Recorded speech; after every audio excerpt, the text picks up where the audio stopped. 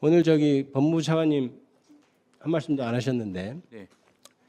그 헌법재판관 어제 총리가 지명할 때 혹시 헌법재판 그 한덕수 총리가 의논을 하던가요? 법무부 차관이면 뭐 정부의 법률 보조 논의를 하는 분이니까요. 어떻든가요? 그거에 대해서는 국무위원들을 상대로 해서 설명을 하셨고 사전에 뭐 제가 뭐 건의를 한다거나 뭐 상의하거나 의견을 냈습니까? 의견을 냈어요? 의견 내는 사항은 아니었고 그 발표하시기 전에 이러이러한 경위로 하게 됐다라고 국무위원들과 정부위원들 상대로 설명을 하고 2024년 12월 26일 한덕수 총리는 대통령 권한대행은 헌법기관 임명을 포함한 대통령의 중대한 고위권한 행사는 자제하라는 것이 우리 헌법과 법률에 담긴 일관된 정신이다.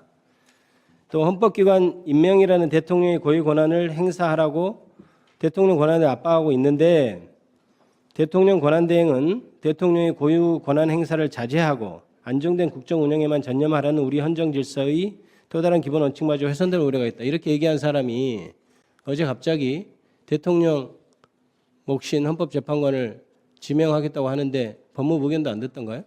예, 그 부분은 저는 그러니까 두 가지 측면이 있다고 생각합니다. 첫 번째는 이제 고리와 사고의 차이점이라는 부분이고 두 번째는 이게 이제 헌법재판관 총 9명 임명할 때 국회의원 3명과 대법원장 지명 3명 몫은 국가 원수 자격에서 임명하는 반면에 그렇죠. 이 3명은 행정부 수반으로서 임명하는 것으로 일반적으로 해석됩니다. 그러면 한덕수 대행이 3명을 지명한 것은 행정부 수반의 자격으로 선 그렇지 않죠. 부분이라서 그거는 차원이 좀 다르다는 측면. 그거는 진짜 차관님의 독자적인 학설에 불과하다고 생각합니다. 지금 국민의힘 의원들도 자꾸 지금 거리와 승계를 구분하지 않고 합쳐서 얘기를 하는 것 같아요. 우리나라 지금 법제는 대통령은 직선으로 뽑고 국무총리는 그 대통령 임명합니다. 국회 동의를 받지만 그런 체제 하에서는 대통령이 이렇게 탄핵으로 파면이 되면 잠시 기간만 과도하게 대행 체제를 운영하고 그 다음에 새로운 대통령을 뽑아서 가는 거고 미국처럼 정부통령이 된다 그러면 당연히 부통령까지 국민이 뽑았기 때문에 대통령 권한을 부통령이 승계하는 거죠. 그렇다면 부통령은 대통령과 같이 뽑힌 권력이기 때문에 그 할 수 있는 권한부에 굉장히 넓은 것이고 파면에 대해서 대행만 하고 정부를 과도적으로 이전시켜야 되는 그런 역할만 하는 총리는 당연히 관리 업무만 하는 거죠. 어떻게 민주적 정당성이 보장된 대통령에 부여된 그 헌법재판관 3명을 지명할 권한을 갖는단 말입니까? 어떻게 그렇게 해석할 수가 있습니까? 예? 말씀해 보세요.